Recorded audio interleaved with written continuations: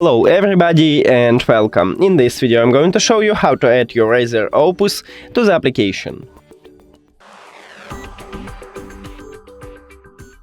So firstly we should pair these headphones with the phone, open settings and go to Bluetooth or connected devices. Also if you have Android, click pair new device and after that press and hold this power button in your right ear cup until this LED light starts flashing blue. Here we go.